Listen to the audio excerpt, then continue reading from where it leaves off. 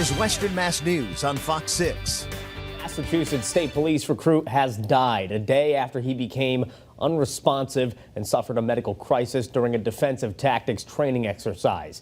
Good evening, everyone, and thank you for joining us on Western Mass News. I'm Glenn Kittle. 25-year-old Enrique Delgado Garcia of Worcester died at a hospital on Friday.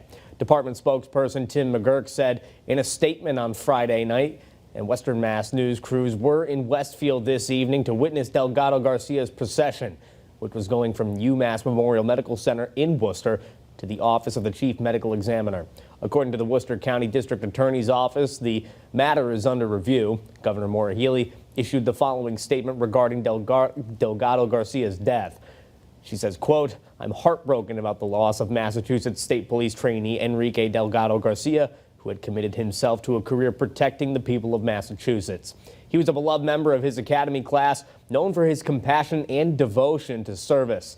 This is a devastating time for all who knew and loved him, and we are holding Enrique's family and his state police community in our hearts." Now we're going to turn things over to meteorologist Liam Murphy for a look at